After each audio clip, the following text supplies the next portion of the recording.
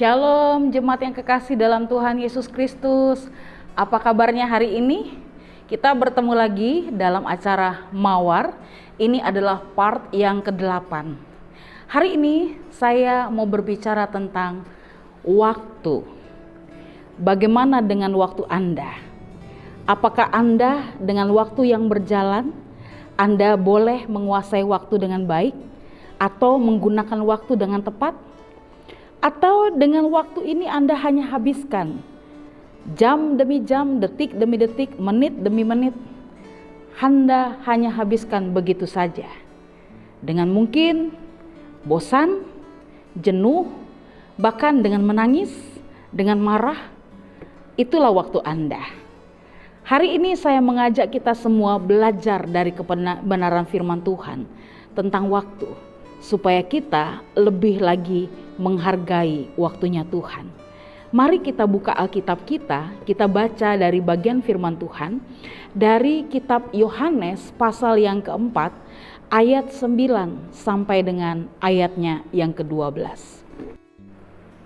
Mari kita buka Alkitab kita dari Yohanes pasal 4 ayatnya yang ke-9 sampai dengan ayatnya yang ke-13. Firman Tuhan berkata demikian. Maka kata perempuan Samaria itu kepadanya, masakan engkau seorang Yahudi minta minum kepadaku seorang Samaria? Sebab orang Yahudi tidak bergaul dengan orang Samaria. Jawab Yesus kepadanya, jikalau engkau tahu tentang karunia Allah dan siapakah dia yang berkata kepadamu, berilah aku minum. Niscaya engkau telah meminta kepadanya dan ia telah memberikan kepadamu air hidup. Kata perempuan itu kepadanya, Tuhan, engkau tidak punya timba dan sumur ini amat dalam. Dari manakah engkau memperoleh air hidup itu? Adakah engkau lebih besar daripada bapa kami Yakub yang memberikan sumur ini kepada kami dan yang telah minum sendiri dari dalamnya, ia serta anak-anaknya dan ternaknya? Jawab Yesus kepadanya, barang siapa minum air ini, ia akan haus lagi. Tetapi barang siapa minum air yang akan kuberikan kepadanya, ia tidak akan haus untuk selama-lamanya. Sebaliknya, air yang akan kuberikan kepadanya akan menjadi mata air di dalam dirinya, yang terus-menerus memancar sampai kepada hidup yang kekal. Firman Tuhan mau berkata pada malam hari ini bagi kita. Bagaimana kita melihat waktunya Tuhan ketika Tuhan bertemu dengan perempuan Samaria? Pertanyaannya, kenapa Tuhan mau bertemu dengan perempuan Samaria? Apakah ini maunya perempuan Samaria? Atau memang ini adalah program Sang Ilahi untuk memberikan waktu yang tepat bertemu dengan perempuan Samaria? Kita harus tahu dengan pasti orang Samaria sebenarnya tidak diakui oleh orang Yahudi sebagai keturunan dari bangsa Israel. Kenapa?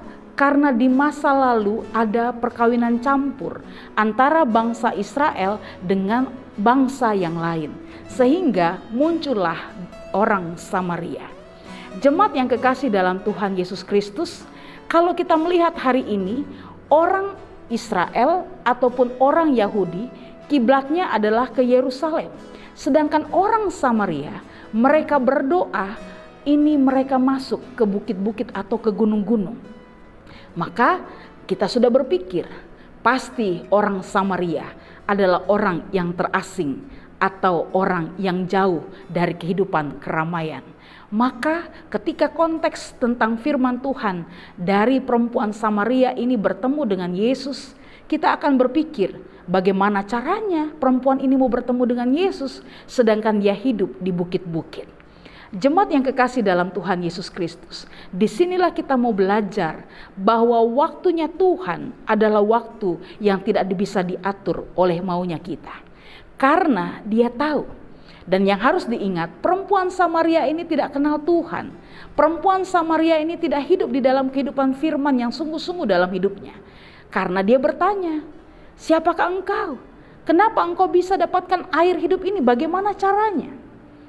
Yesus hanya berkata, jika engkau minum air dari sumur ini, engkau akan haus lagi. Tapi jika engkau belajar firman Tuhan, engkau minum dari air yang kuberikan, maka engkau akan hidup selama-lamanya. Jemaat yang kekasih dalam waktu Yesus Kristus, hari ini kalau kita bicara waktu, semua hal kita berpikir, bagaimana caranya, kapannya Tuhan, kok bisa? Itulah waktunya Tuhan bagi kita. Kita tidak bisa atur dengan waktunya kita. Kalau waktunya Tuhan datang, waktu itulah waktunya yang tepat bagi kita. Maka hari ini yang Tuhan minta bagi kita, gunakanlah waktu yang terbaik supaya kita peka seperti Tuhan berbicara kepada perempuan Samaria ini. Tuhan izinkan perempuan ini bertemu dengan Yesus. Pertanyaannya, apakah mau perempuan ini? Tidak. Perempuan ini tidak kenal Yesus. Tapi waktunya Tuhan yang tepat karena dia berharap untuk kenal Yesus. Dia ingin tahu siapa Mesias itu. Maka dengan waktunya Tuhan, Tuhan bertemu dengan perempuan Samaria ini. Pertanyaannya, kenapa kok perempuan Samaria bukan perempuan yang lain? Itu haknya Tuhan. Maka kalau hari ini pun kita berbicara dengan waktu, kalau Tuhan izinkan kita perputaran waktu 24 jam kita bisa lewati. Itu adalah anugerah Tuhan. Itu adalah kesempatan yang Tuhan berikan. Jika hari ini dengan waktu 24 jam perputaran itu, ada waktunya kita menangis, ada waktunya kita di atas, ada waktunya kita tertawa, ada waktunya untuk kita terpisah, ada waktunya untuk kita bersama. Segala sesuatu di bawah kolong langit ini ada waktunya. Tapi ketika Tuhan berbicara kepada kita, maka itulah waktu yang tepat untuk kita belajar mengerti waktunya Tuhan. Maka malam sudah semakin larut. Hari ini coba kita mengevaluasi dari pagi, siang hingga malam. Apa yang sudah kita lakukan dengan waktu kita? Apakah kita gunakan waktu dengan sia-sia? Apakah kita gunakan waktu dengan yang bermanfaat? Apakah kita gunakan waktu untuk selalu melibatkan Tuhan dalam segala sesuatu? Semua rezekimu, semua pekerjaanmu, bahkan hari ini engkau bergumul dengan anak-anakmu karena kondisi mencari sekolah yang sulit. Ingat, ada waktunya Tuhan yang tepat bagi kita untuk tetap bersandar. Selalu berpikir positif karena waktunya Tuhan pasti waktu yang terbaik. Mari kita berdoa. Bapa yang Maha Kasih, kami berterima kasih untuk hari ini. Kami tahu waktunya Tuhan adalah waktu yang tepat bagi kami. Jika hari ini kami banyak menggerutu dengan waktu kami banyak bersungut-sungut, bahkan kami tidak mempergunakan waktu dan kesempatan yang terbaik dalam hidup kami, ampuni kami Tuhan. Tapi kami tahu 24 jam yang waktu yang Tuhan sudah sediakan bagi kami, itu adalah waktu yang terindah, anugerah yang Tuhan berikan bagi kami. Dan biarlah kami boleh menghargai waktu yang Tuhan sudah berikan dan berikan kami kepekaan untuk kami boleh tetap bersandar kepada Tuhan dengan waktu-waktu yang Tuhan boleh berikan bagi kami. Terima kasih Tuhan. Dan kami percaya dengan segala pergumulan kami hari ini, baik itu di rumah, bahkan terbatasnya pekerjaan, bahkan ketika kami beraktivitas, mungkin hari ini dengan kondisi yang tidak normal. Tapi kami percaya waktunya Tuhanlah akan Tuhan nyatakan di tengah-tengah hidup kami. Pimpin kami, sertai kami, dan sebentar kami akan istirahat. Tuhan jaga kami, pelihara kami, supaya kami mempergunakan waktu hidup kami dengan yang terbaik bersama dengan Engkau. Terpujilah nama-Mu Bapa. Hanya di dalam nama Tuhan Yesus Kristus kami berdoa dan mengucap syukur. Amin. Terima kasih jemaat yang kekasih dalam Tuhan Yesus Kristus.